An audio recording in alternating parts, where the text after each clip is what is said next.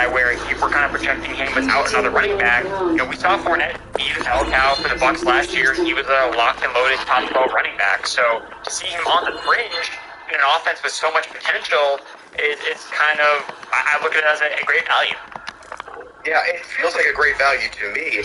Fitz, when you look at the value of Leonard Fournette, do you see it the same way as, hey, this guy is in a great offense, very capable quarterback, a win-now team. He's shown you ever since he came to the team. I know it was very slow that first year, but by the time playoff Lenny showed up, he's been gangbusters ever since. So is it just status quo, or are you any concerned potentially about him being another year older in the game at running back? Well, it was such a perfect storm for him last year with Tom Brady at quarterback. I mean, Brady is not looking to take hits now that he's in his mid-40s. And so he was very quick to dump off at the slightest hint of pressure, and that was to Fournette. And I don't think the plan going in was for Fournette to have the sort of workload he did the first 3 weeks with Fournette. Then I think the were reminded of what a complete train wreck Ronald Jones is as a pass catcher and pass blocker, and really they only trusted Fournette in that capacity after Giovanni Bernard got hurt. I mean, I think my one little bit of hesitation this year, because it sets up pretty nicely on the surface for Fournette, is that Gio is healthy, and now they've got Rachaad White, who is a much more competent pass catcher, pass blocker than Ronald Jones was. So how much do they try to work those guys in and sort of, spare Fournette the sort of 20, 25 touch games he had last year? Like, that's the mystery here. How much do they trust those guys? But, I mean, it does set up really well for Fournette again. I mean, Brady's not getting any younger or more willing to take hits. So I think the Tampa Bay running backs are going to catch a lot of passes again. Here's a question for you. Does shaving a little bit of the carry volume from Fournette actually a good thing at this age to keep him more viable longer through the season, especially with the extra game that they instituted last year? Yeah, I think so. I mean, sometimes you don't want your guy getting that huge a workload. We saw with Derrick Henry last year. I mean, eventually, even though Derrick Henry seemed indestructible, he broke down. Foot injury, big deal. A big usage thing. And like a guy gets that kind of workload, it seems like eventually he is destined to have something physically go wrong. And maybe it's a better thing now that Fournette is going into that sort of age range where maybe he's not the best percentage play, not the ideal age you're looking for in a running back, even though the situation is great. Yeah, the situation sometimes outweighs some of the other things. Last guy on the list here, we're talking about high opportunity guys at running back with little competition, is James Conner. Now, right now, somehow unbelievably after last year, he is at ECR 15 in terms of the ADP over on Fantasy Pros and the half PPR. We're looking at James Conner, it varies, obviously, but he's going somewhere around RB22 right now in ADP, which, again, I know this is early ADP. That is just completely puzzling to me. Andrew, let's go back to you for this one, because I know I just, bounced back to Pat for that last question. So if you're looking at Arizona, 159 vacated RB touches because there was so much of that dual backfield with Chase Edmonds, but Chase Edmonds is gone right now. Conner had 15.9 touches per game in 2021. The main competition he has right now is still Darrell Williams, who is still pretty good in terms of the running back. We've seen him ruin fantasy backfields in the past, or at least what we thought might be good investments in certain backs. Eno Benjamin there, Deontay Ingram is also available there on that roster. But in your thoughts here, was what James Conner did enough last year to prove to you his sturdiness as an RB1, or are you concerned a little bit with Williams? It's interesting. James Conner I've thought a lot about, because I think that I first was pretty aggressive on ranking him. I thought that I looked at last year, looking at the splits with him and without Chase Edmonds in the lineup. You look at his finishes over those weeks: RB1, RB16, RB8, RB11, RB2, and RB3. Like, he had 1 week as his worst performance was RB16. Without Chase Edmonds in the lineup. So you look at that and you're like, oh my God, like, how am I going to get this guy so much later? I'm getting him at ECR RB15. Like, why is he being ranked so low? And it's because of, some of the competition. Now, I don't think we should just project James Conner to take on all that workload necessarily. I've kind of thought a little bit more about it, and I have tempered expectations a little bit with Conner, because when we talk about, the RB dead zone as these area of the draft where you're looking at players, I kind of looked at James Conner. I was like, I have him ranked higher in the RB dead zone, but it's like he does have some profiles that kind of mimic that of a dead zone where, if you project him in a really great light, he can look like he's going to just smash. famously Todd Gurley looked exactly like that when he was the only guy on the Falcons. He scored a bunch of touchdowns and it looked great, and then he just fell off a cliff during the second half of the season. So that's like my concern about Conner. So like I have Fournette ranked ahead of James Conner, even though before I kind of viewed them very similarly. I thought Fournette had a larger sample size of him being like the main guy for Tampa Bay last year, whereas James Conner, it was a smaller sample size with him and Chase Edmonds out of the lineup. So Darrell Williams and Eno Benjamin are both capable pass catchers, but I think that's important to kind of keep in mind. And James Conner has been a guy that has gotten banged up. He got banged up at the end of last year. He got banged up when he was the RB1 for the Steelers, when Le'Veon Bell sat out the entire season. So I still think, though, that he has back-end RB1 appeal because the situation, again, going back to him playing in Arizona with Kyler Murray, especially without DeAndre Hopkins to start for the first 6 weeks. Maybe Conner is someone you draft and you just try to look at flipping, maybe as things kind of wear and tear. And that's something to remember with a lot of these running backs is running backs are a ticking time bomb. So if you draft CMC and he goes out and scores 30 points, week 2, flip him for Jonathan Taylor. Take a more safe commodity because people are going to gravitate towards what happened in week 1 as this is going to happen every single week. So you have that option too when you take some of these running backs that you're maybe concerned about long term down to as the season progresses, you can put them to these running back needy teams. So James Conner is still someone that I'm targeting in drafts, but I think he's still in the 3rd round. I think it's still really good value. Fitz, do you see Conner the same way as somebody to invest in early, use him, then flip him, or do you think he is more of a long-term investment for the entire 2022 season? I mean, I think the current price is fair because do they intend for Conner to be the sort of workhorse he was last season after Chase Edmonds went down? And I think maybe the signing of Darrell Williams suggests that they do not want him to be that again. Because if you remember early last season, I mean, Conner was this one-dimensional guy who was basically a runner only, not used in the passing game, and was getting really lucky with touchdowns, which seemed to be sort of propping up his value. But then after Edmonds got hurt, all of a sudden Conner, as Erickson pointed out with those weekly fantasy finishes, just turned into a monster and was catching passes and was being like hyper efficient. So he showed that he can do it, but do the Cardinals want him to be that? And do they worry that a guy who has had health issues in the past might run into health issues again if he's used in that way? So I do kind of think that Darrell Williams signing is a signal that maybe the Cardinals would like to ease back a little bit and not take on that same sort of workload. Well, I think the history of James Conner teaches you need an insurance policy of a quality back. And I think that's just the Cardinals doing their due diligence. Does the due diligence, I guess here's the real question, right?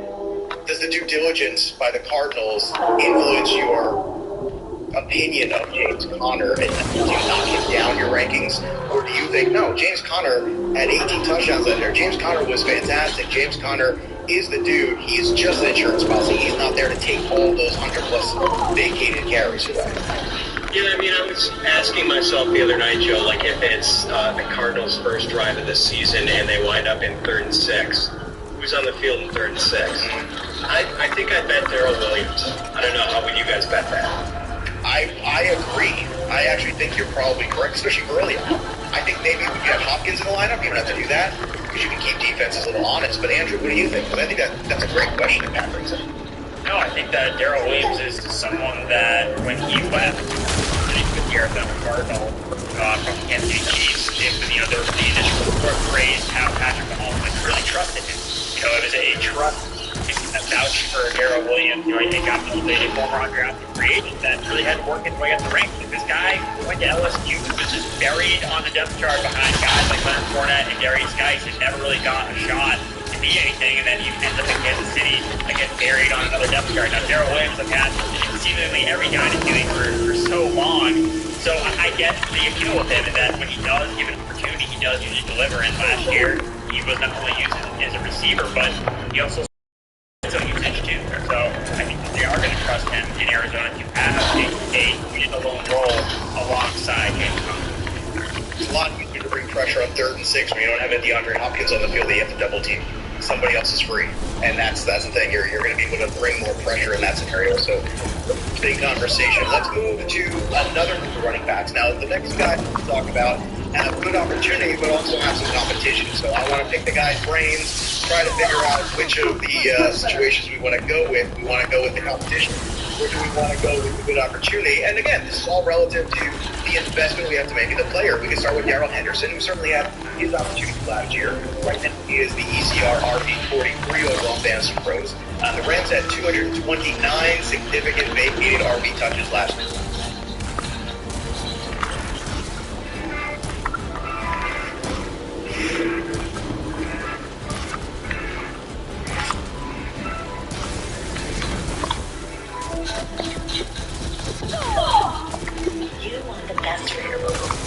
Like a full range of living conditions, personal service to guide you. It's the perfect balance, the kind you'll find in Freedom Ready, where every business need has a unique, flexible lending solution. That's a lot. Mostly because obviously the Cam Akers injury happened. Now, Henderson had 14.8 touches per game in 2021. Mostly some good efforts from him, some solid runs, that's for sure. Sony Michel did enter in from time to time. The main competition, though, is Cam Akers. So, Andrew, are we going to approach Darrell Henderson as one of these guys that at RB43 has maybe more value than we realize? Or is it just Cam Akers' season and we need to say last year was just an anomaly? I mean, it's the way that the Rams have used their running backs in the Sean McVay era is they use one running back. Like, I don't see a scenario where Darrell Henderson, outside of Cam Akers' injury, is really fantasy relevant at all. And look, we can talk about every running back having more value if there is an injury ahead of them, because that's how it works. And look, Darrell Henderson, like you mentioned, he had that shot last year, and he was okay. Like, he was not like, I blew it away. Like, he totally cemented himself, because if he had cemented himself, we wouldn't be caring about Cam Akers. I wouldn't be excited about Cam Akers being the RB1 in the Rams offense, and he's already hurt. Like Darrell Henderson, for a guy that doesn't ever have a featured role, he gets hurt quite a lot. Like, at least with some of these other running backs, they are the clear RB1, and they get hurt after they touch the ball 300 times. Like, Darrell Henderson has not even hit 200 in one season without getting banged up. So for him, it's like, yeah, if Akers goes down, you can put him in the offense. He'll do just enough to kind of get you by for a week or two. But he was someone I'd probably rather just flip. The minute that, an Akers injury happens, Darrell Henderson is pegged up as that RB1, enters into the top 12 conversation, I'm going to trade him. Because you've seen him in the bell cow role, and he's just kind of been underwhelming for the most part. He's been okay, and I think that people will attach and think that he'll be more than he actually is.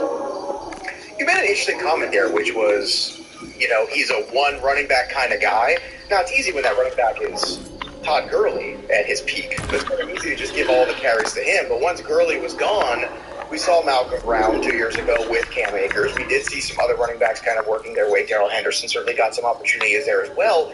So is Sean McVay fits a one running back kind of gal? Like, is it really that, or does he really want to see other people and kind of date around when it comes to the running back position? And do you think Cam Akers is that guy, or do you think Darrell Henderson might be able to once again potentially be more relevant than people realize at that current ECR and ADP?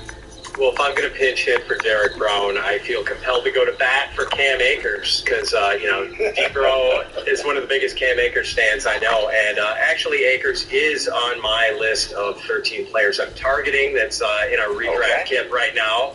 Nice plug. That's a premium feature, so people will want to shell out for that one. But I think I laid out a pretty good case for him. The main part of that case, I think, is that last year, Joe, in the most important games of the season with, Akers coming not very far removed from this major injury. He was a medical marvel to come back from an Achilles in 6 months. And they just totally turned over the keys to the backfield to Cam Akers for their most important games of the season, the elimination games, the playoff games. And basically kicked Sony Michel to the curb, even though he had been very good for them when called upon. Darrell Henderson was banged up at the time, came back in time for the Super Bowl, so he was not an option. But they totally trusted Akers, and even though he wasn't very effective, I think what matters more is that they show that trust to give him, the big snap shares, the big touch count. in those critical games. So I think it is going to be mostly Cam Akers. I do think Henderson is strictly going to be a handcuff. Since I don't believe in drafting handcuffs, I'm really not interested in him. So I'm an Akers guy too. And Erickson approved. Yeah, I agree about the Sean McVay running back monogamy too. I kind of think that's how he likes to operate.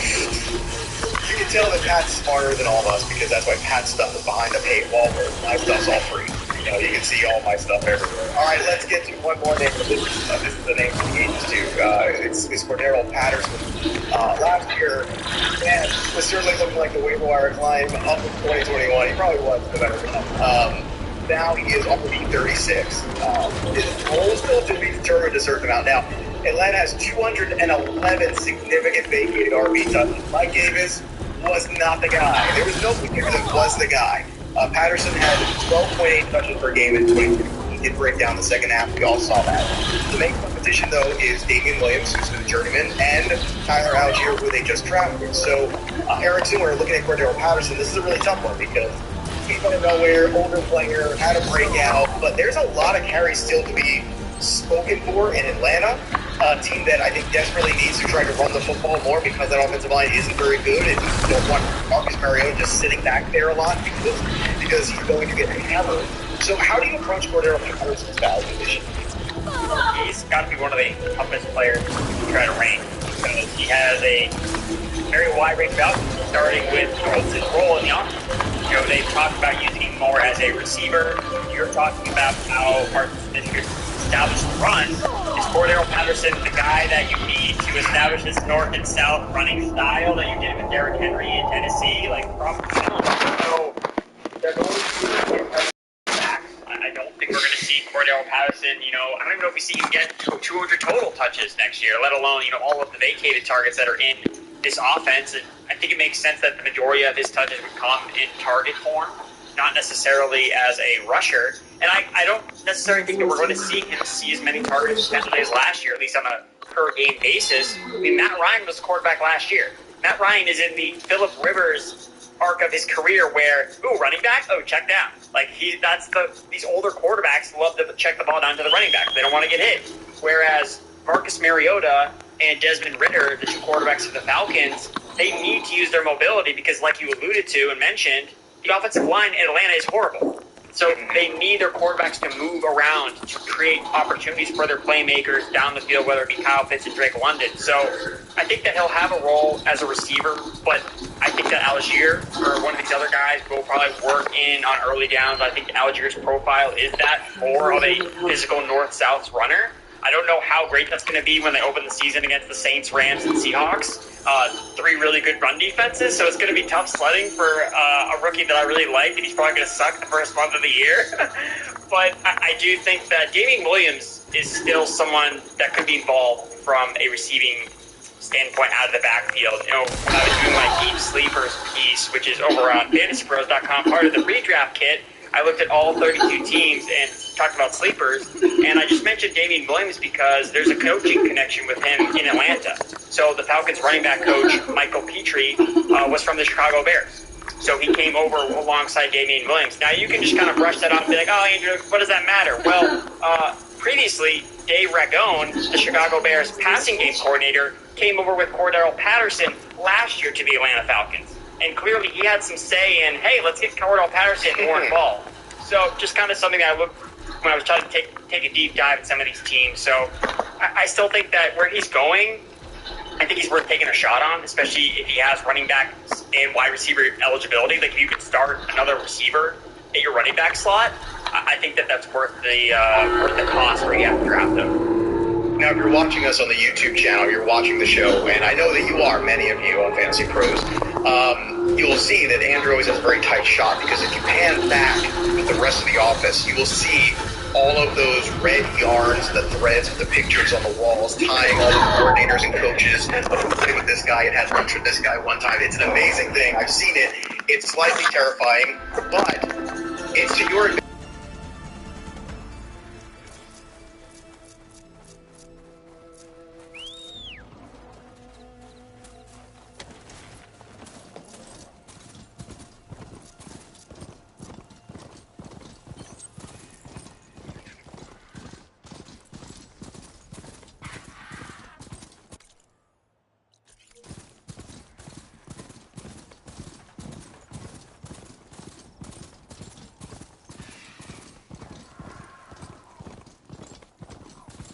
The locator shows there's another recording in there.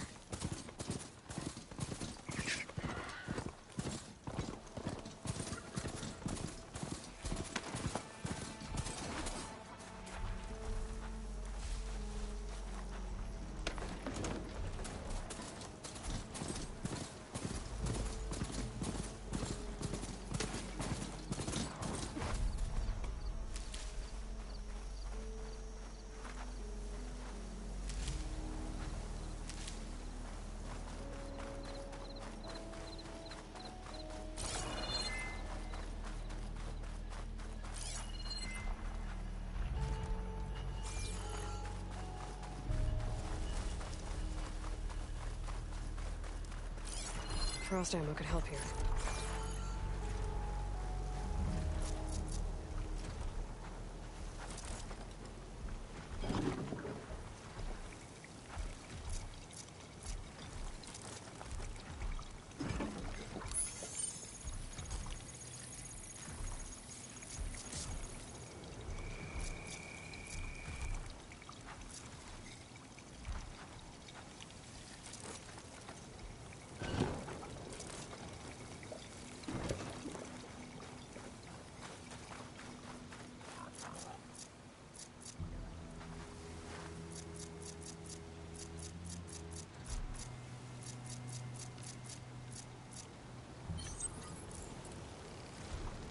This'll come in handy.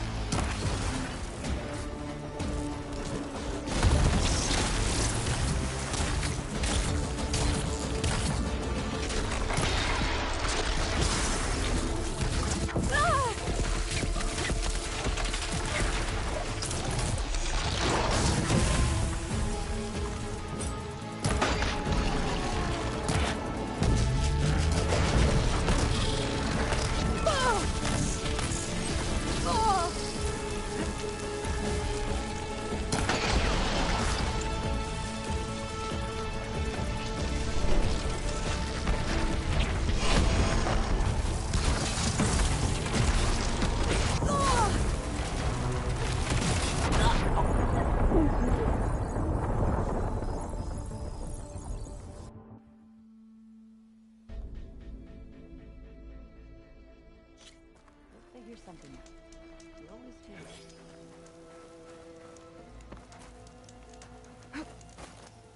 We're gonna get through this. I promise. Now go get some rest. Do you need help?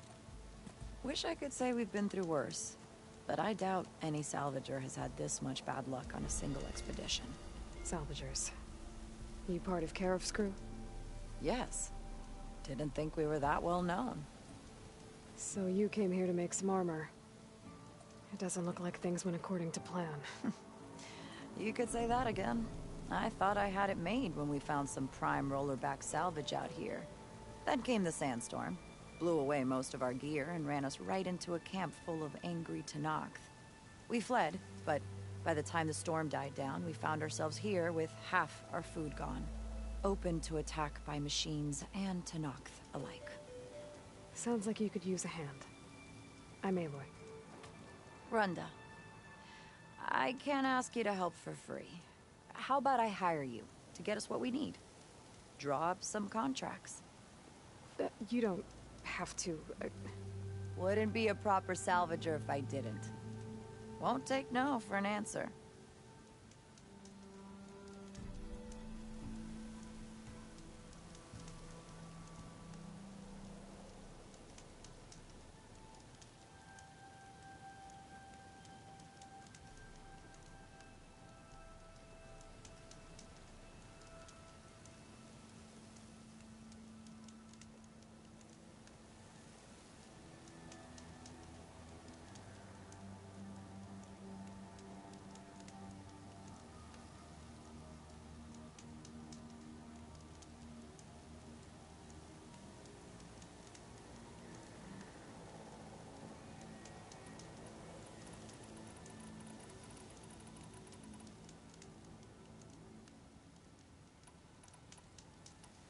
You mentioned your people needed food.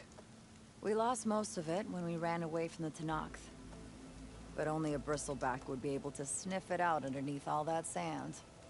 That's not a bad idea. I'll look into it. That's good to hear. You mentioned this place is exposed to attack. Is there anything you can use to set up a perimeter? We know there's a bellowback hanging around some ruins near here. Take it down without damaging its cargo sacks, and we could use it to make new traps. Set up a cordon. I'll make it a contract. Sounds like a plan.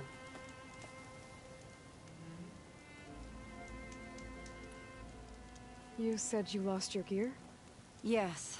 Can't be sure where it is, since that storm gave us the runaround. But I have a general idea. It's all in the contract.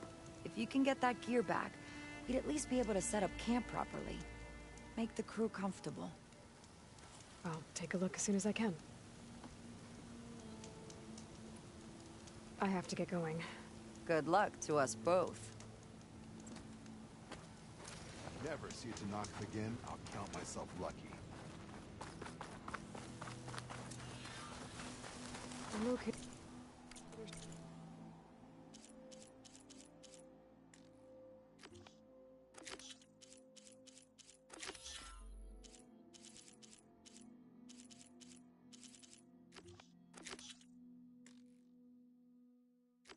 Shows there's another recording in there.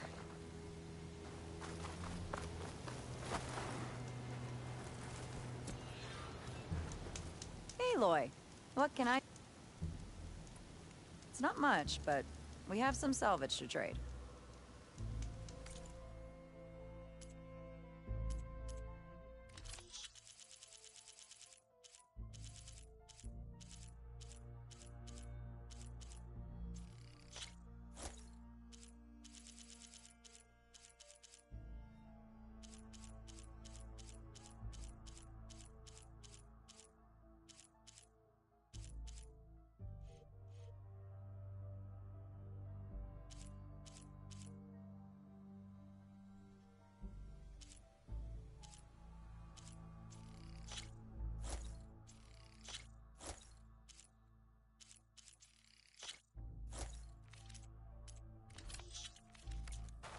Couldn't find what you need, huh?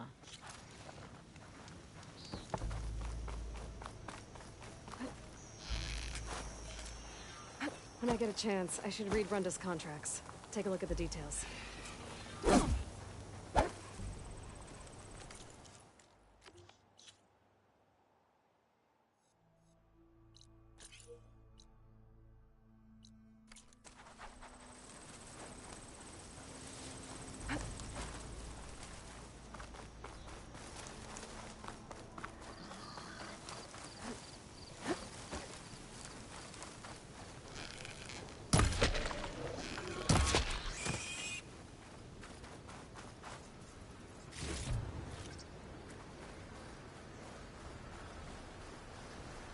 Dust, whirled around by the wind. Great.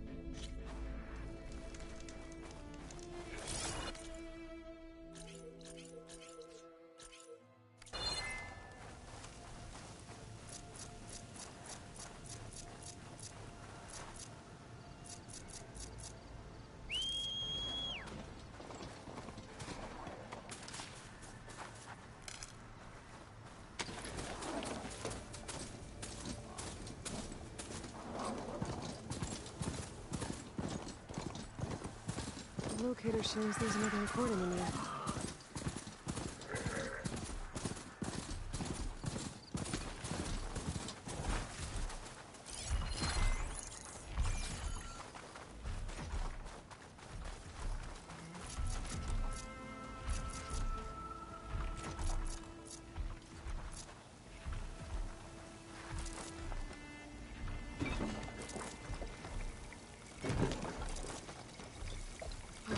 Got enough on the field for now.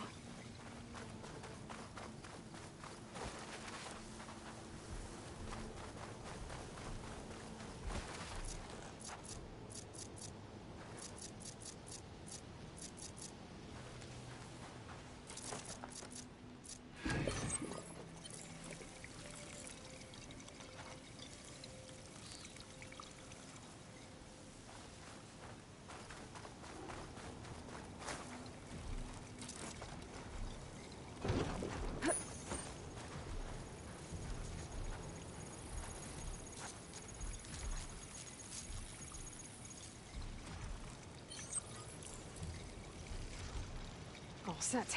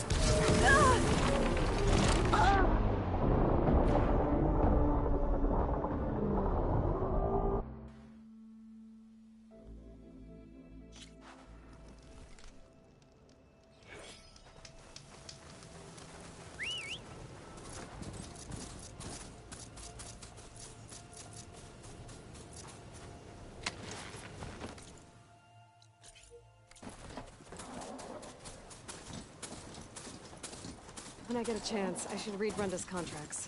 Take a look at the details.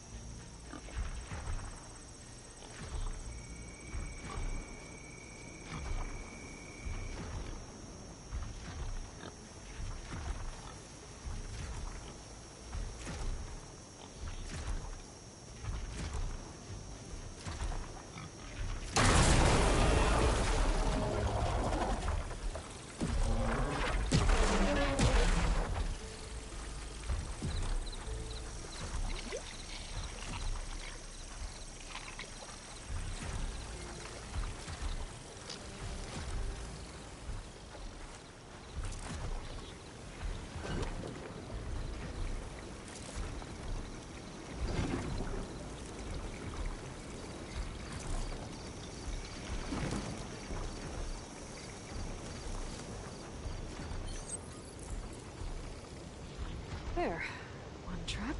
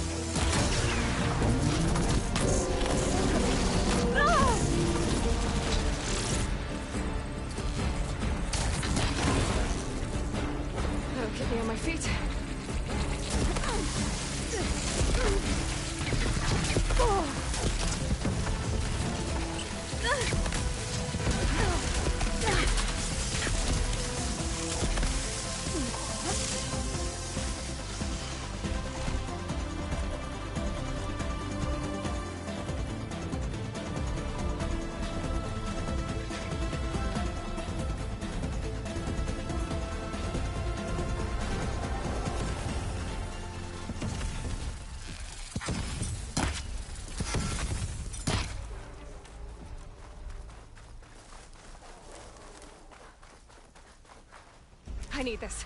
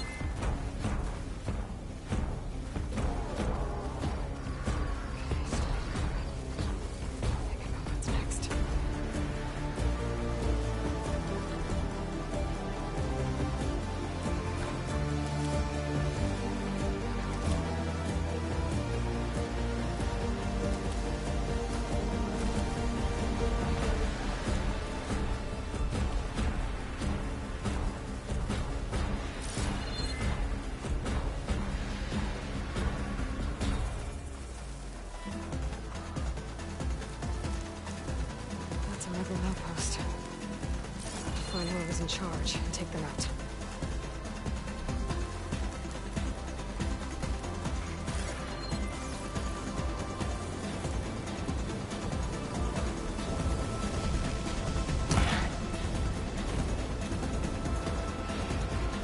I'll grab this now.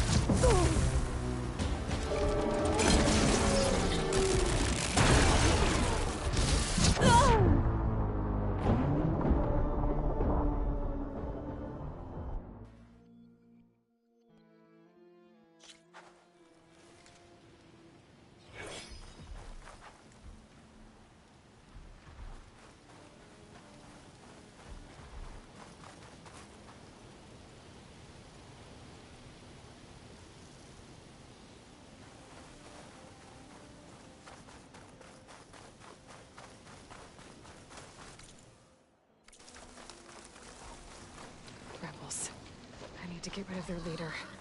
Maybe then the rest will retreat. Nothing but boredom around here.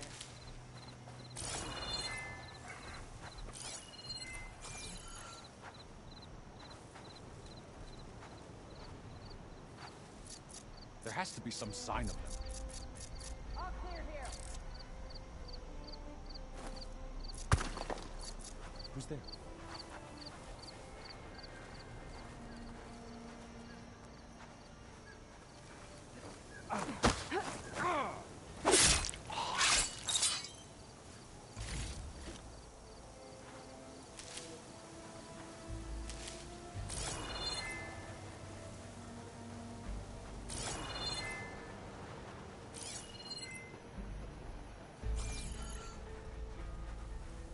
Cruda will be avenged.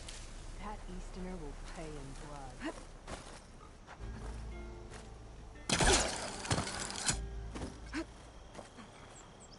Damn, Over they saw there! me. Halt! To arm! Coming! Keep it going! Further provide cover!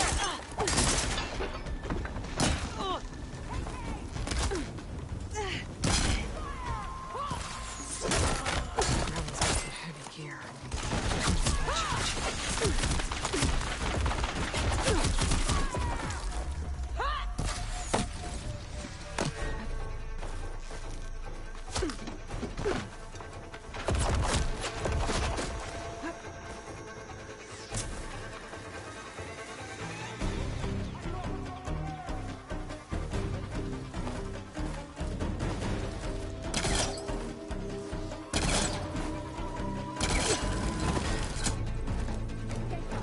We'll find her. We need to make haste.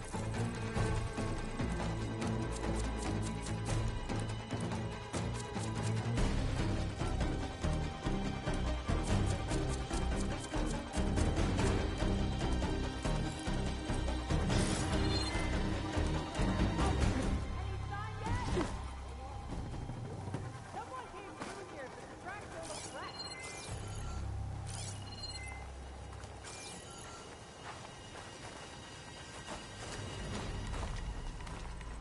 Here you are!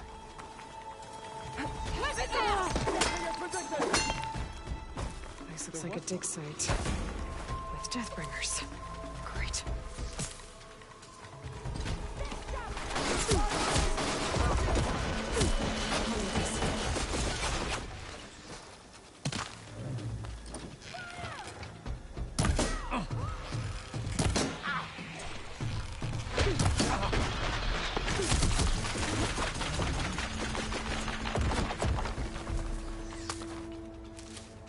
I don't know where she went!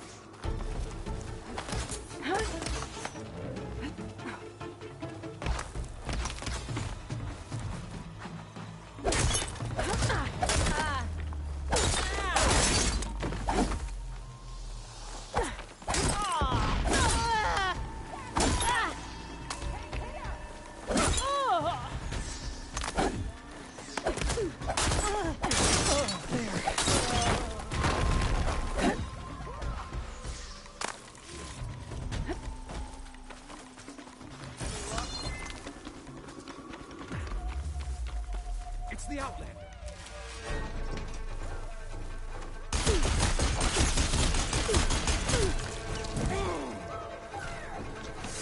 Firing now! Outlanders will fall!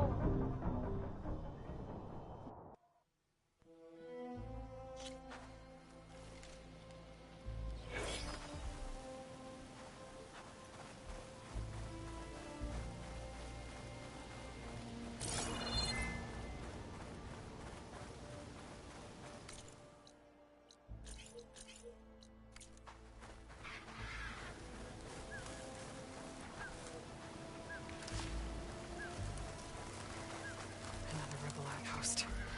I need to take out the leader. All clear.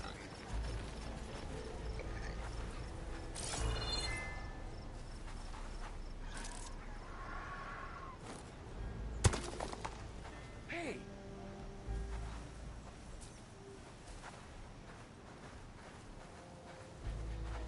Got it.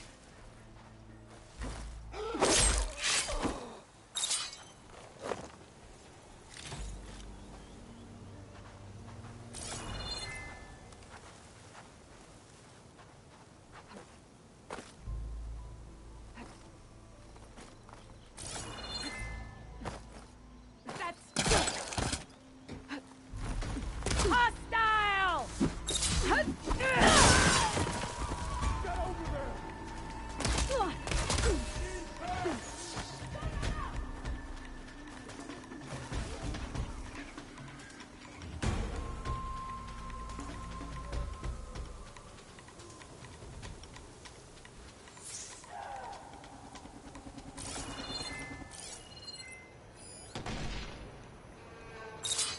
You're with me.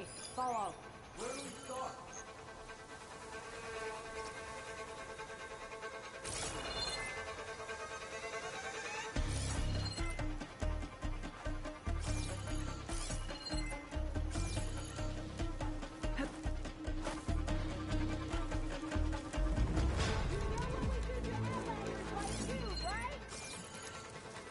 There! You see her? Great shot!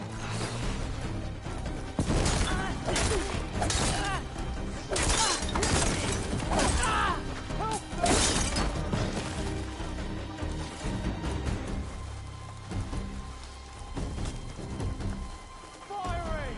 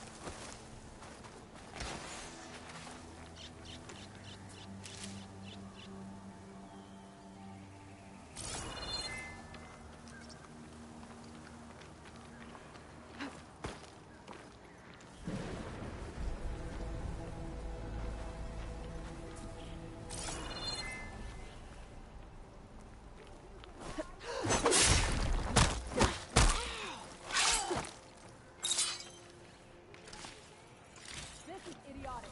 How is she giving us the slip? Keep me going. Nothing here either.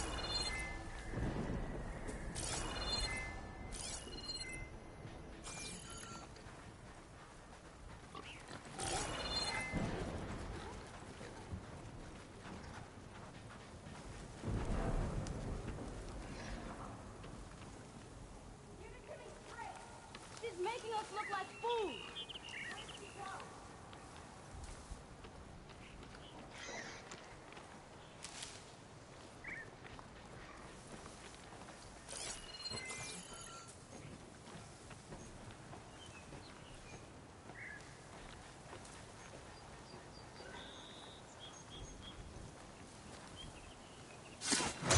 I knew it! Rebels must be stripping them for parts. Ikaros pet has fallen.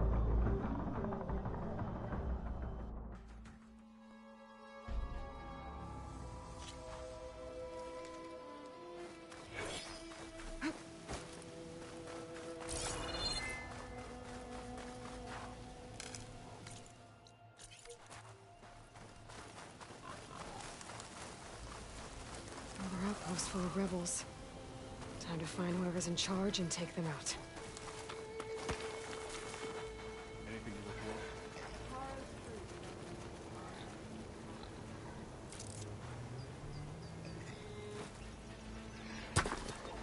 Whoa.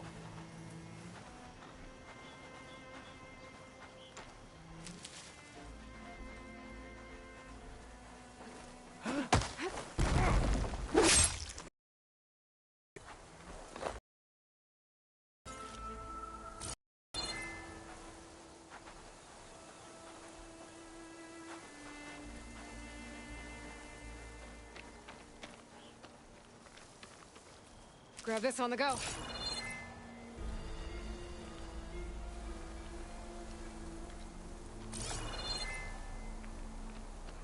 Looks like the rebels are digging up Deathbringers. No one. Huh? Better take a look.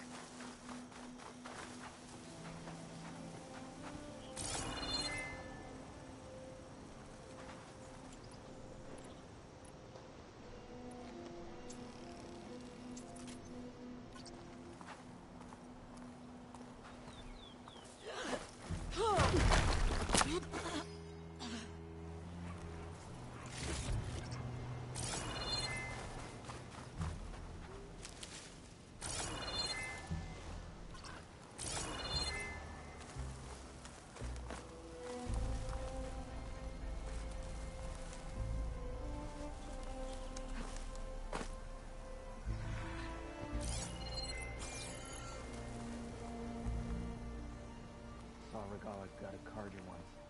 Fast and precise.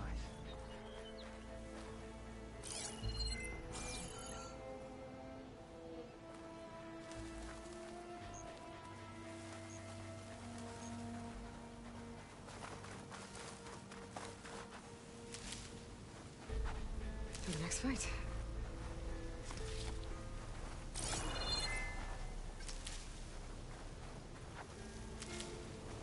Our triumph at the embassy will be followed by another at the Grove.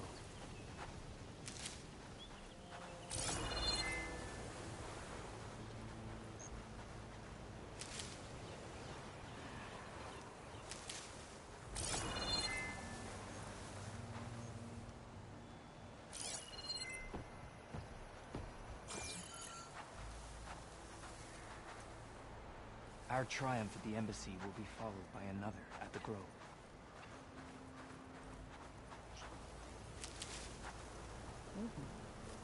Over there.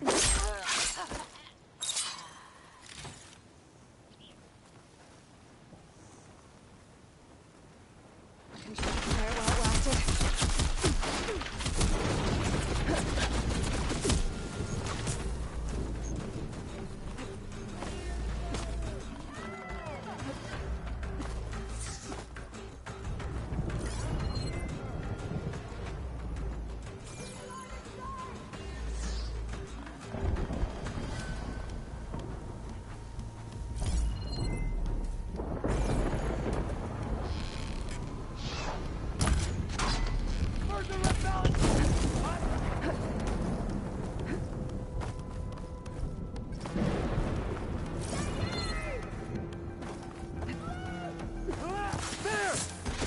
Get over there! You feel that? This'll hurt her! You're not gonna make it!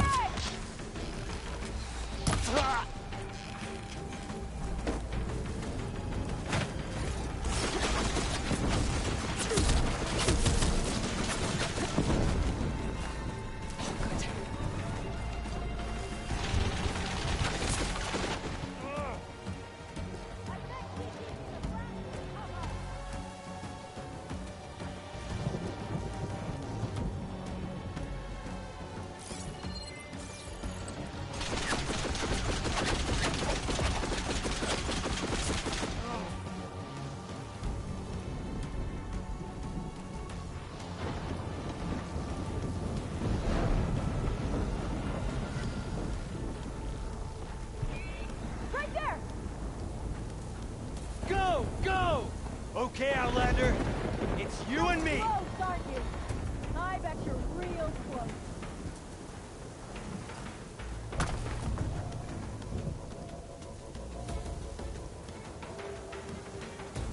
Go all out! That'll teach her! Are you sure you're on the right side?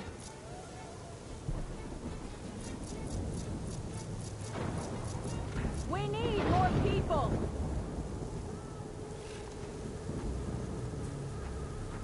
It's just the two of us, Outlander.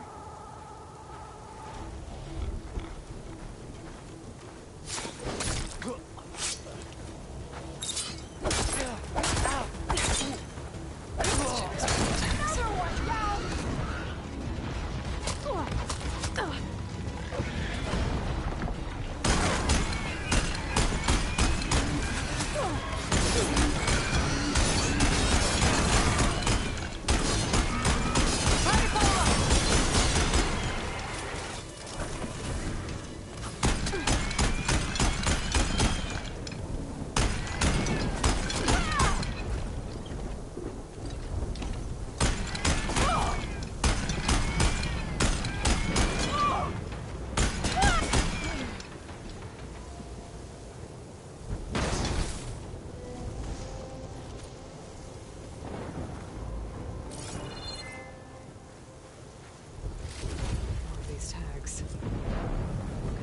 for now, until I figure out what to do with him. Without a leader, the rebels should abandon this place. But I could always deal with them now. Either way, I'm done here.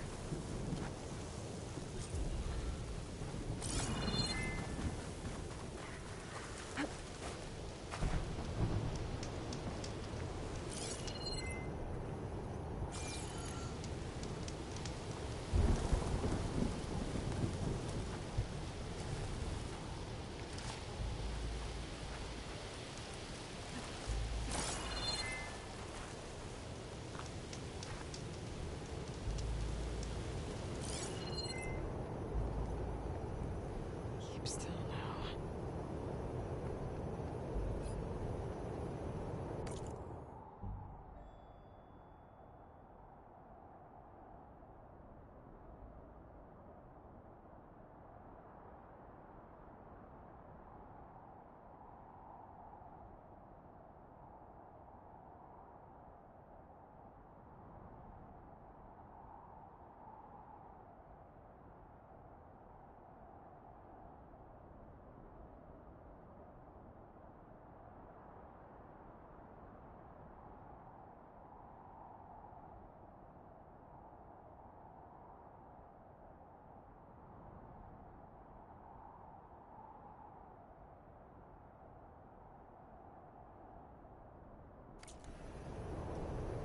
Gonna make you regret it.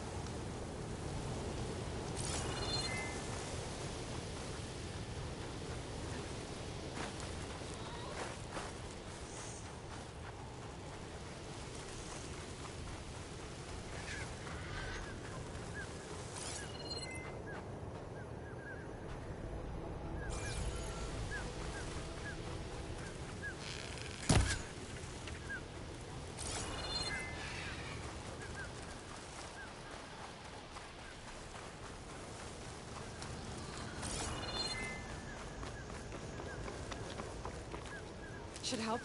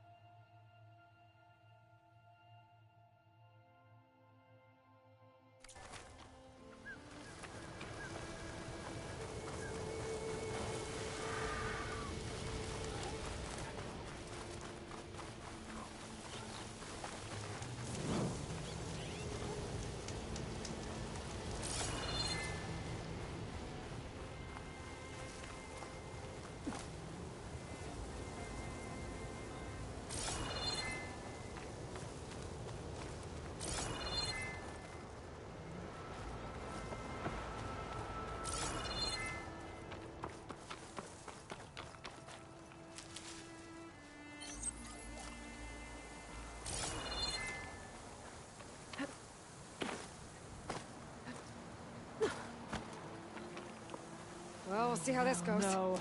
Hey! She'll come running!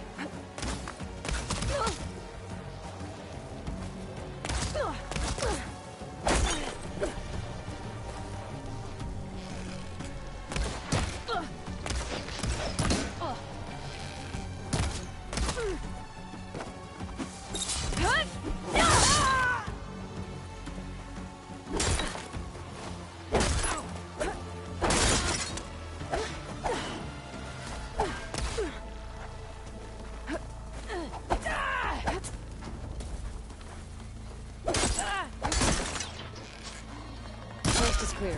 Let's hope it stays that way.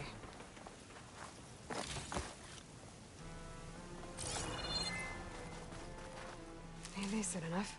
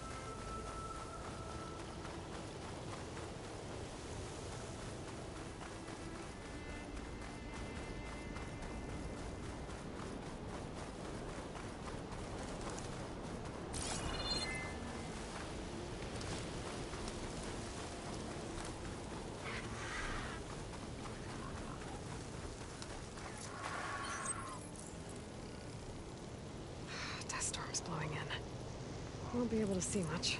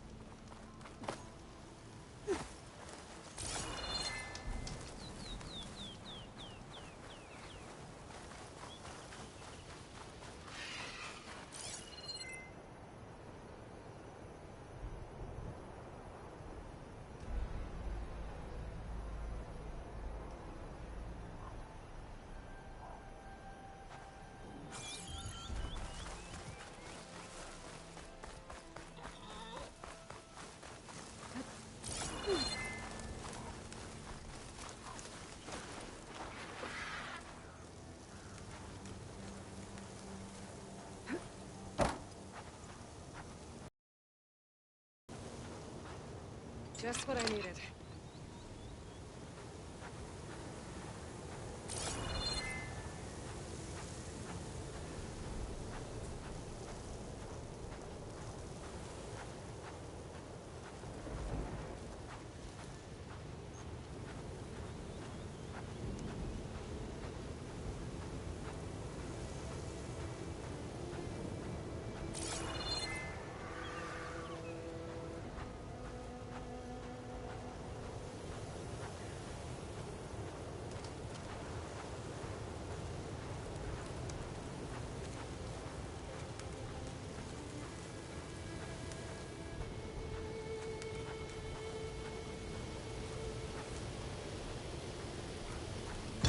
I'll gather these while I can.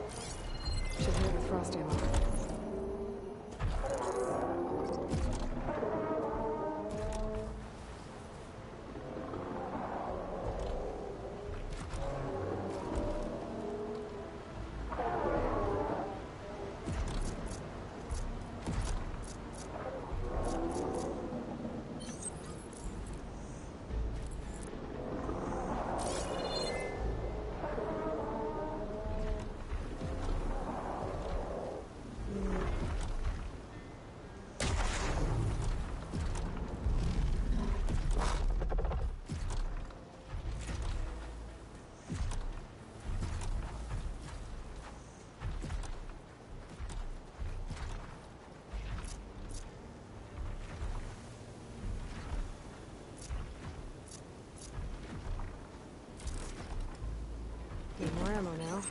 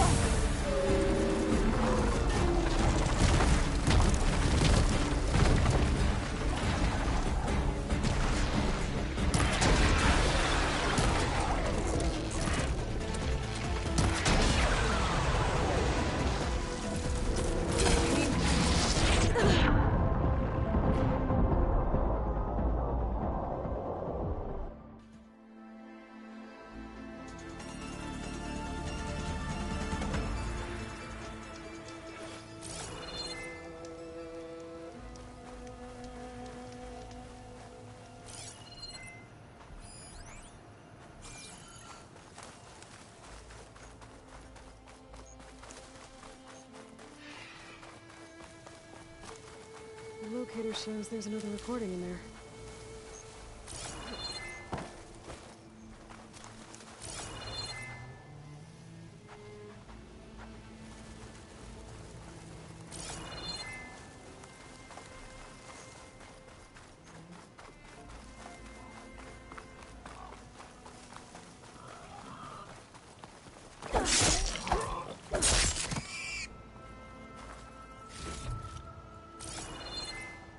Oh, dust swirling.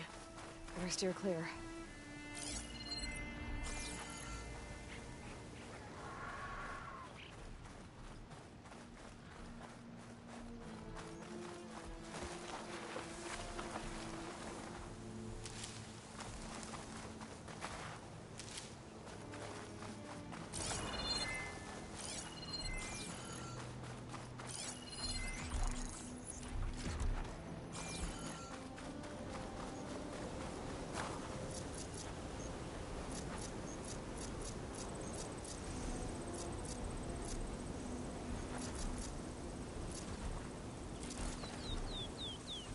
Nice shot.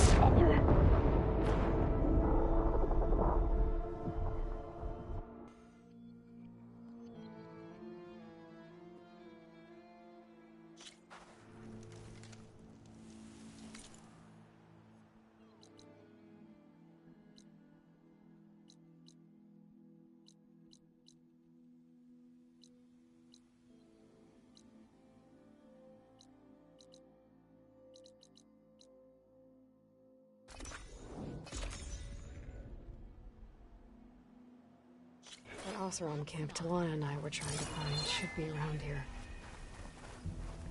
Dunes might look peaceful. They hide Be all mindful kinds of of Horgus.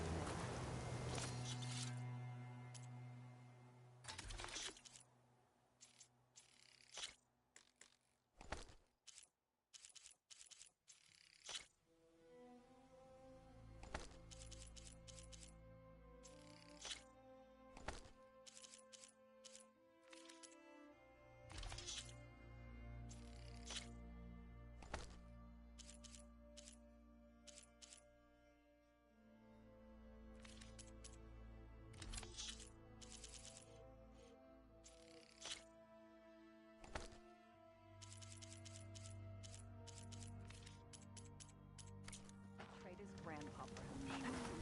Tried to tell Porga this was a bad idea. Oh, I'm telling you, that's the hunter for help with Anvil.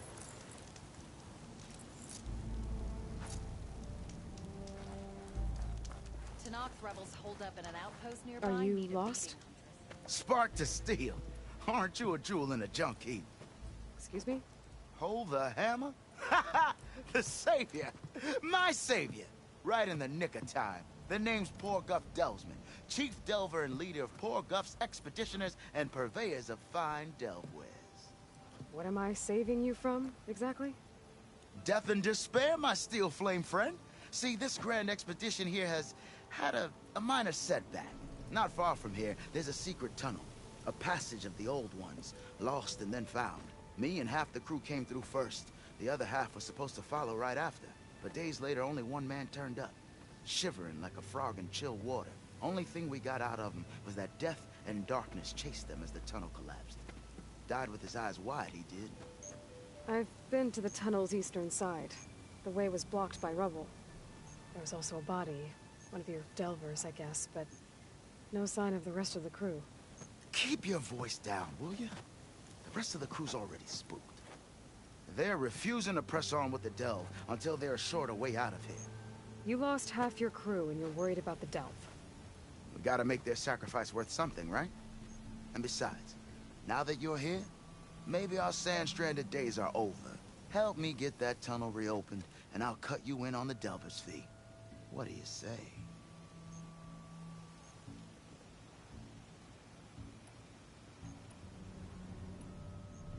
Care to explain why I found a bunch of Oseram nearby trying to strip a tall neck for parts? You don't say. So out of all the untouched delves in this desert, they went after a tall neck instead? Guess they weren't that bright after all. Weren't they part of your expedition? That's what I thought. But no sooner we got out of this side of the tunnel, they struck out on their own. Turns out, they only joined so they could learn the tunnel's location. Looks like the secret stayed with them to the grave. They were killed by machines. Ha! So they got what was owed. Serves them right for meddling with a gentle old tall neck.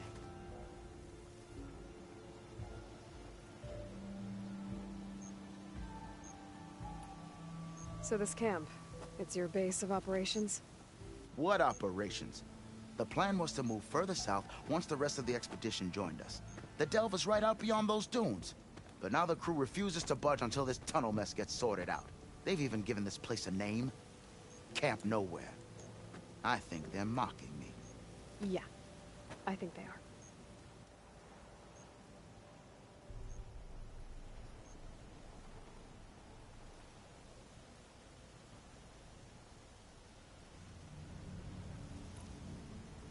I'll see what I can do about the tunnel. Ha ha! My savior. For the crew trapped here with you, not your delve. One and the same. That it? Over there? That it is. Oh, and while you're at it, would you mind keeping an eye out for my lockbox? The second crew was supposed to bring the rest of the supplies and belongings. I'd hate to lose it to the wilds. It was hand-carved by my dear old ma. I'll bring it back if I find it. I'd appreciate it. Good luck, Still Flame. Pretty sure there's a rebel outpost nearby. If I have to eat horse stew one more time.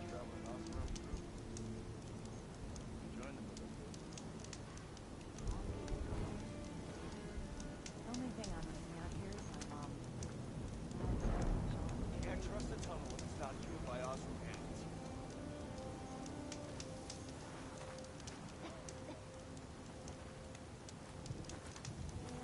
mind all this sitting around if I had a cold meal. Ho there! Sure there's a rebel outpost nearby.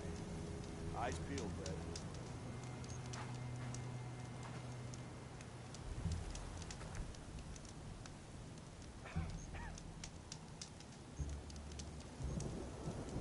Pretty sure there's a rebel outpost nearby. Eyes peeled, Red. Happy hunting to you, Red.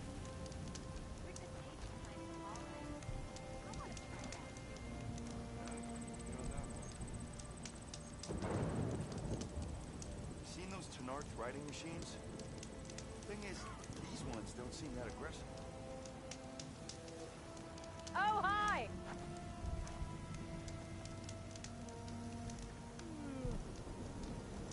I wish I'd brought that game of Machine Strike. Bring it, John.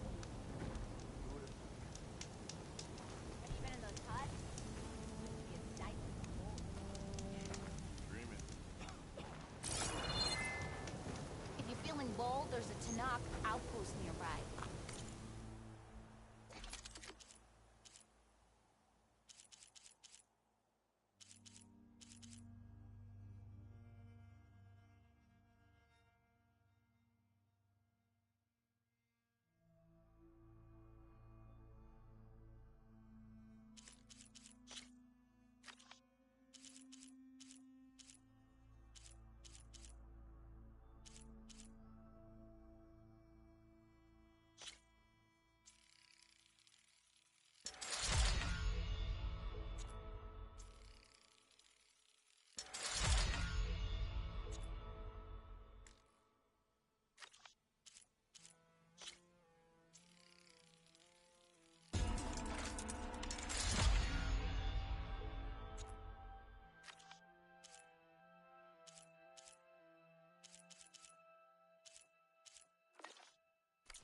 The rebel kind.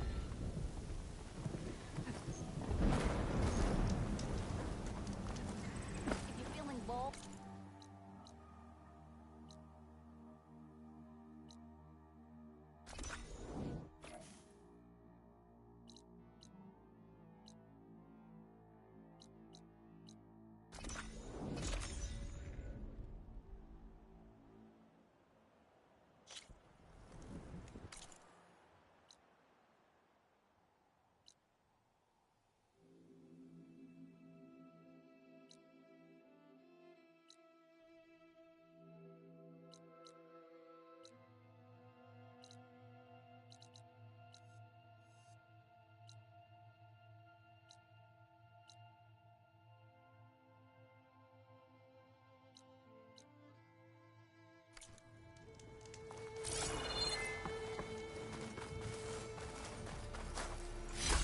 Save this green shine for something special. When I get a chance, I should read Runda's contracts. Take a look at the details.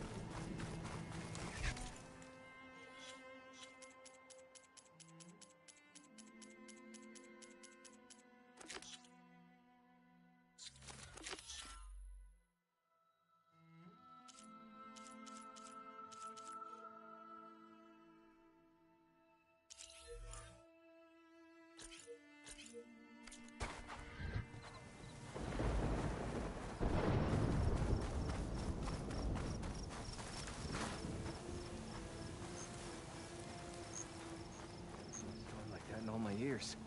Sand. Why did it have to be sand? Gets everywhere. There's a flight recorder nearby. The locator shows there's another recording in there.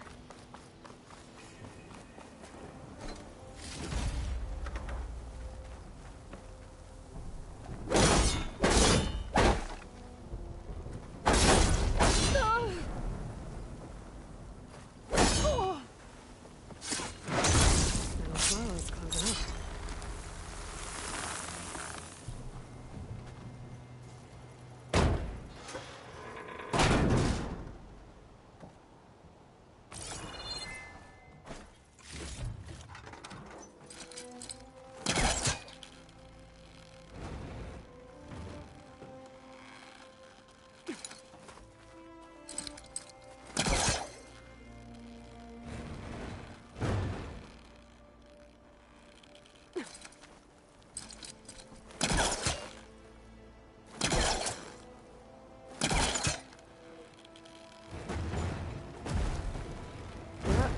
stuck.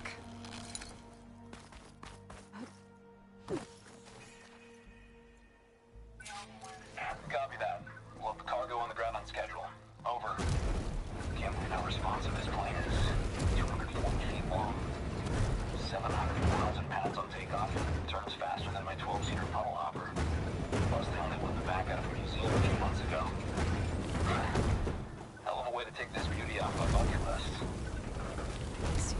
Achieved history. Trying to survive. This Pharaoh's machine swept the planet of life. Hey, Aloy. You got any salvage to trade? Never see it knock again. Aloy, what can I do for you? There must be another flight recorder transmitting a signal. Maybe I can track it down.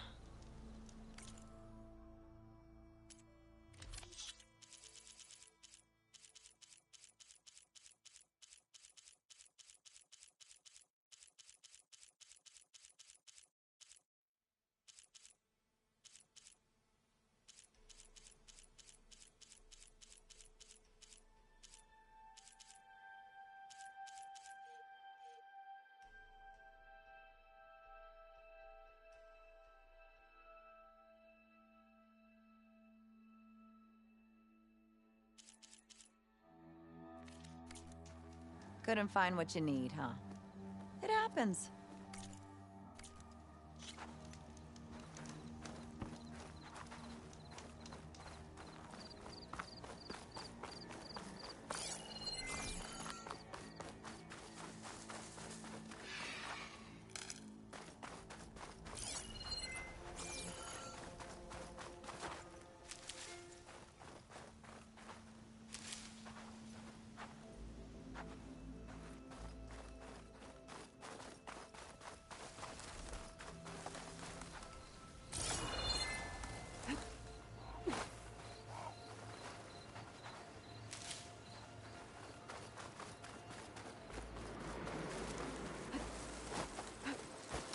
Maybe I should take one more look around before I go. See if there's anything else interesting.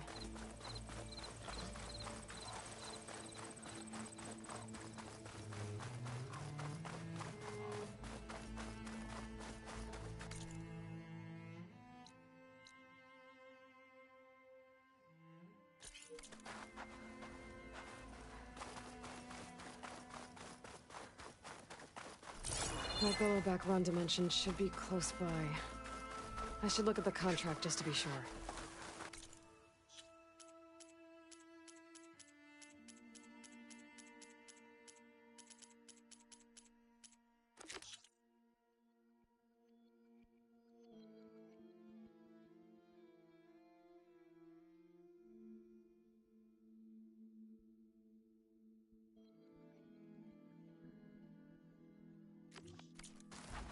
There you are. Rhonda needs that Bellowback taken down with its cargo sack intact.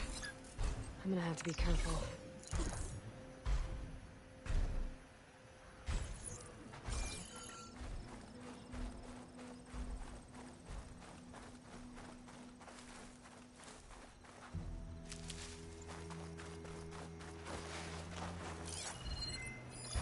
Machine's tough. Acid's no use here.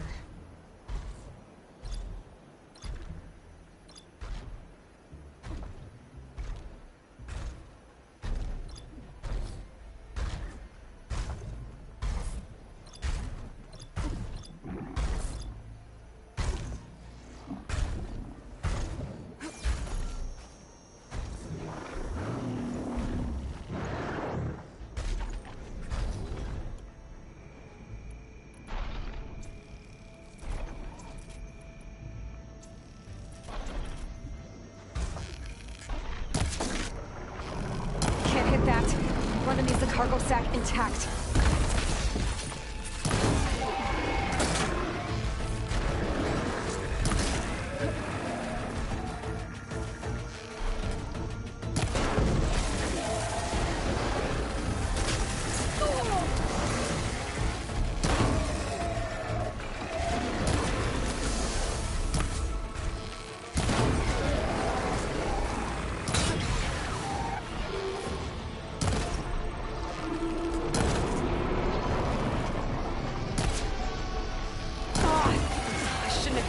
sack. Rhonda needs it.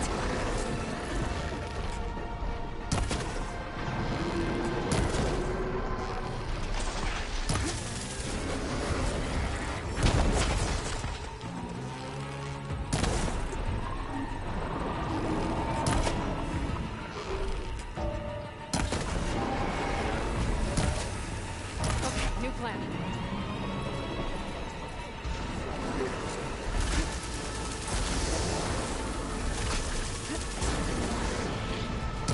That's not good. I need the cargo sack intact. Throw the bell back.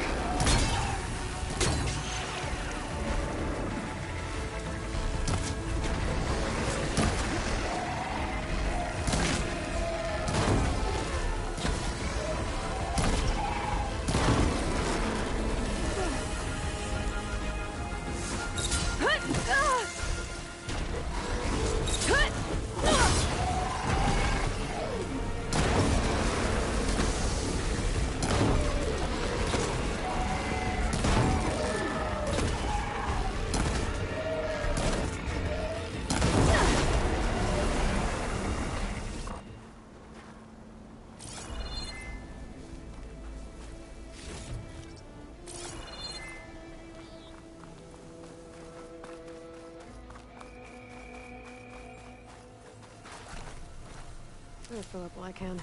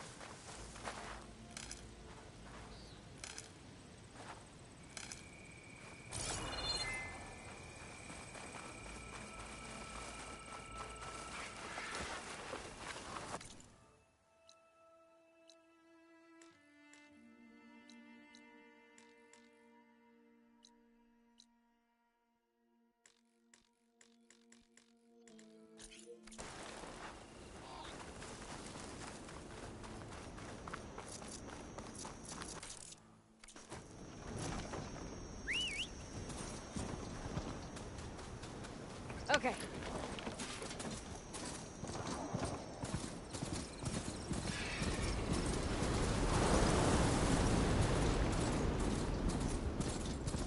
Bella back. I need that cargo sack intact for Rhonda's crew. I'll have to take it down carefully.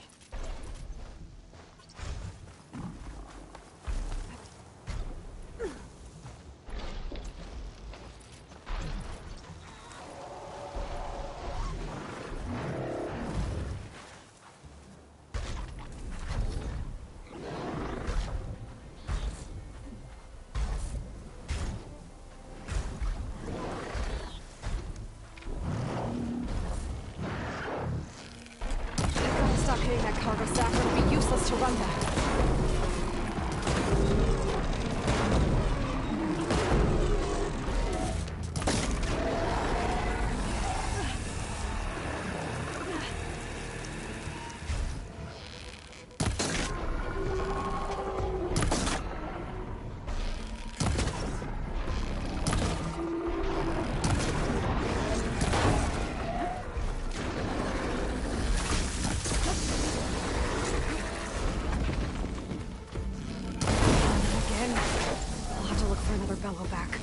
One with its cargo sack intact.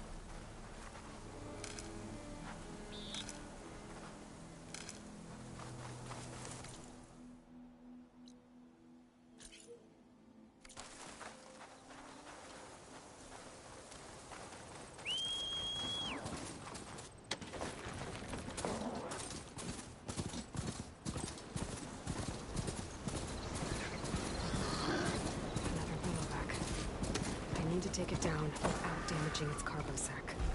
And his crew is gonna need it.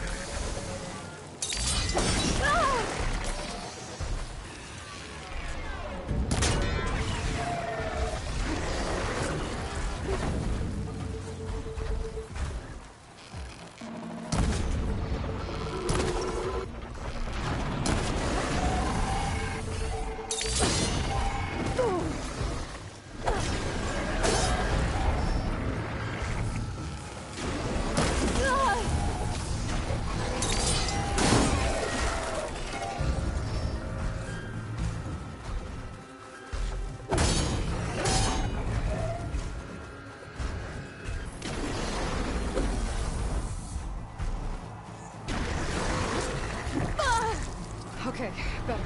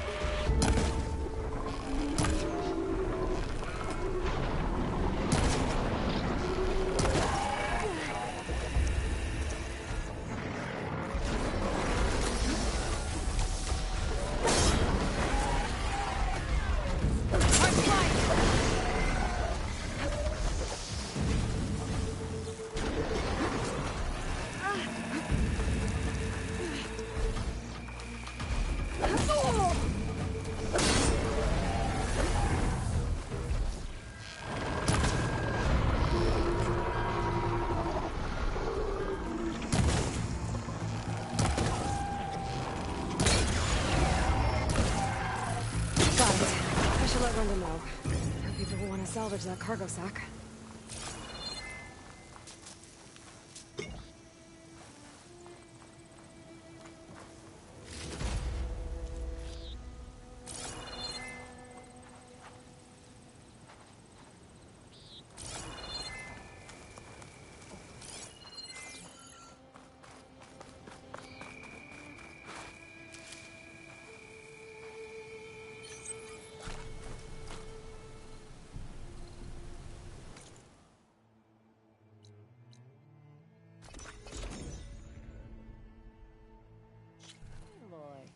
You're back. Hello to you. I took down the Belloback. You should be able to salvage what you need and set up a perimeter now. Thank you, Aloy. I know my crew will sleep better once we do. This is yours then. Payment for a job well done. Thanks.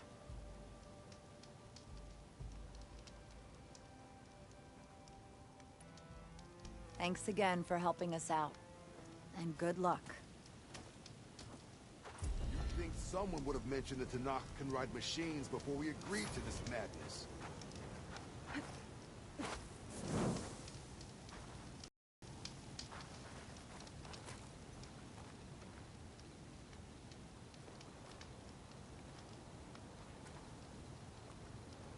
I knew our luck would change if...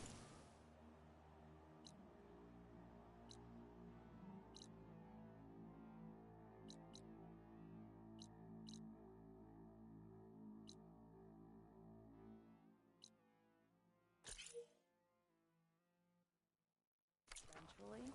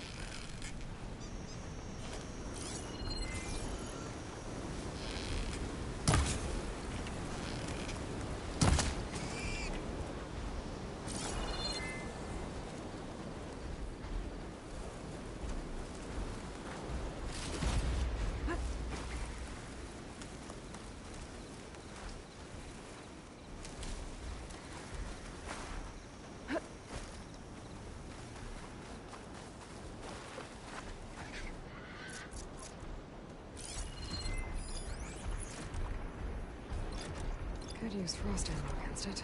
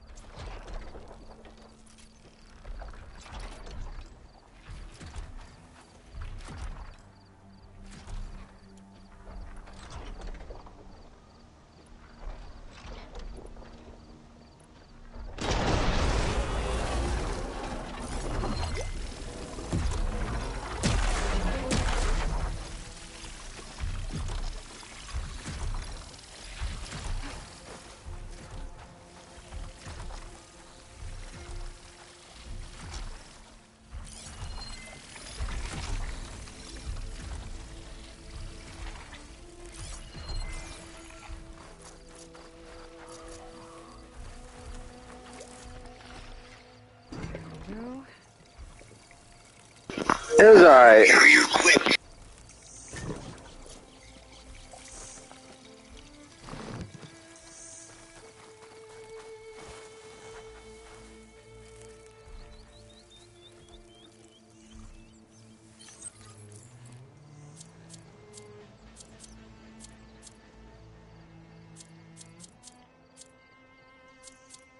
Don't say this about me.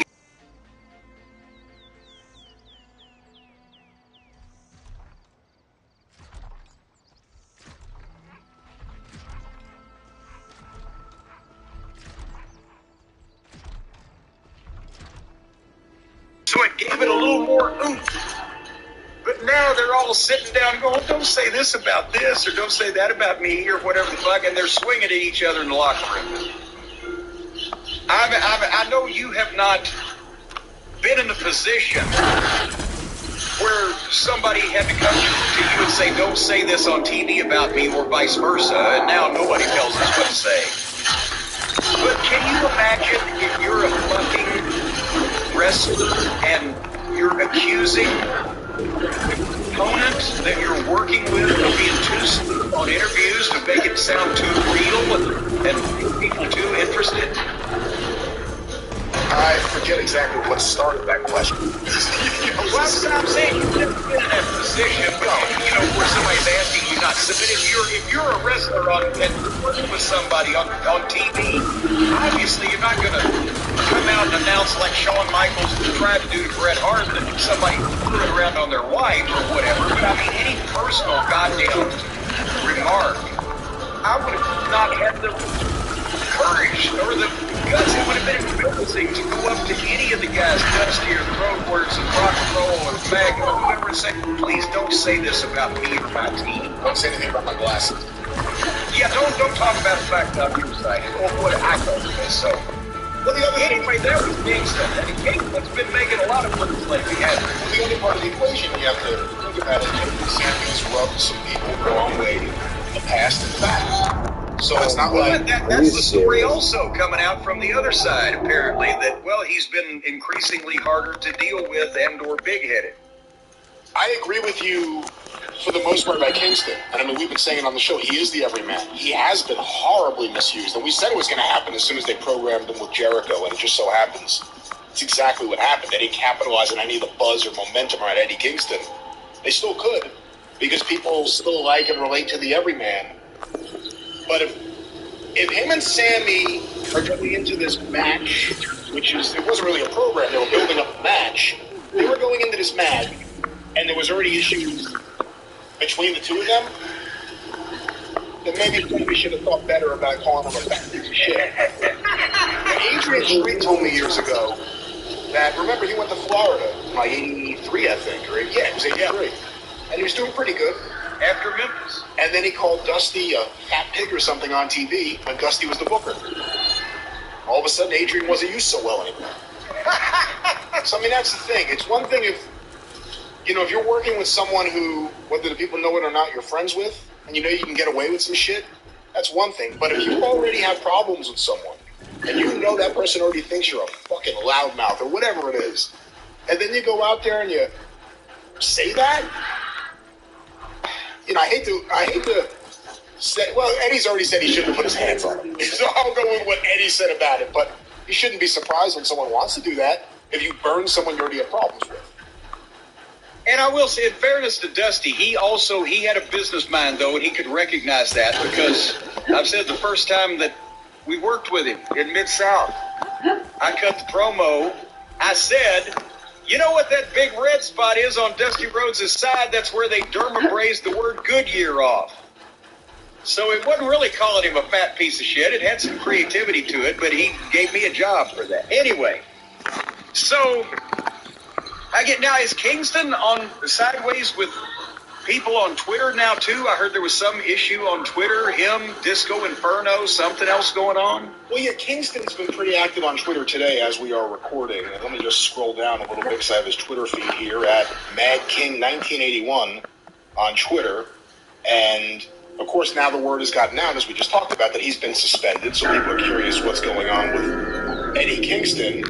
And I'm going to go down a few, and it started with him posting a song, Long Gone Day by Mad Season, saying, quote, never totally bury your opponent, end quote.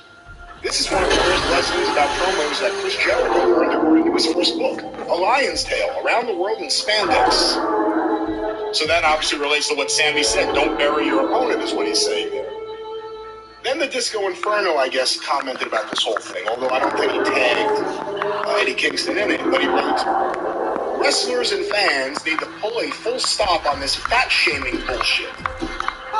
The wrestlers being fat-shamed need to put the effort in to go to the gym and diet instead of playing victim. Do the fucking work and stop embarrassing this industry. To which Eddie Kingston replied, you never did the work, and the boys kept you around to laugh at you. Oh, God. I remember hearing the story where Big Show need to put the effort in to go to the gym and diet instead of playing victim. Do the fucking work and stop embarrassing this industry. To which Eddie Kingston and fans need to pull a full stop on this learned according to his first book, A Lion's Tale, Around the World in Spandex. So that obviously relates to what Sammy said, don't bury your opponent, is what he's saying there. Then the Disco Inferno, I guess, commented about this whole thing, although I don't think he tagged Eddie Kingston in it, but he wrote, wrestlers and fans need to pull a full stop on this fat-shaming bullshit. The wrestlers being fat-shamed need to put the effort in to go to the gym and diet instead of playing victim. Do the fucking work and stop embarrassing this industry. To which Eddie Kingston replied, you never did the work, and the boys kept you around to laugh at you. Oh, God. I remember hearing the story where Big Show farted in your face. Oh, God. You ain't a man. And that's why we need more guys from the New York tri-state area in the wrestling business right there, ladies and gentlemen. And then he said, in a separate tweet, trying to be a bigger person, as they say, but come on, man. There is so much shit coming out of people's mouths. And last thing I will say about my suspension, I was in the wrong for touching another man's face. Let it go. And there's the action of today with a pretty memorable burn of Disco Inferno that everyone's talking about right now. And apparently you're trending again. What did I do now? I don't know. Inside the Ropes posted an article, Jim Cornette criticizes Johnny Gargano. That may have triggered it, I don't know. He should have waited for this fucking show. I went into a lot more detail. But anyway, getting back to the subject that we were talking about. Yeah, what do you think of Kingston and Disco Inferno? Honestly, that's the best thing Disco had going for him, is he had a nice little physique going for him there, but Jesus H. Christ. Fat shaming, fuck. Here's another thing. It was a rule of thumb when a babyface had a glaring weakness, right? Had a glaring weakness, like Mr. Wrestling 2 was old, so don't call him an old man, especially as he'd say when that old man's about to kick your ass. Or, whatever the case, when the babyface had a glaring weakness, you weren't supposed to say that, unless when they got to the point where they were as over as Dusty Rhodes, yes, the opponents, Terry Funk could say, you big fat egg-sucking dog, and it didn't diminish Dusty Rhodes in the least, because he was a goddamn megastar. But you are not supposed to just truthfully tear down a babyface with everything that's wrong with him and no redeeming value, don't put him over at all. That's obviously, you don't want to just make your opponent look like shit. But a babyface calling a heel, good God. Every fat heel in the business was called fat by the babyface that was fucking with them, and if there was a babyface that was fat or old or bald or something, that probably got in there a little bit as well. But fat shaming now, they're wrestlers. It's wrestling.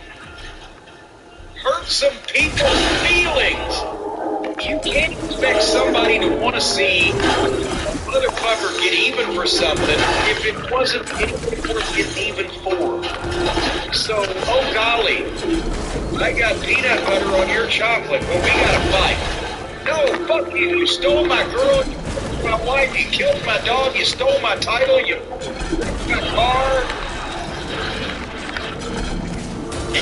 It's the final weekend of the Labor Day sale at Raymore Flanagan. Refresh your home for fall. Up to 40% off. Thousands of items on sale, in stock, and ready to deliver to your home fast. Don't wait. It's the final weekend for these savings.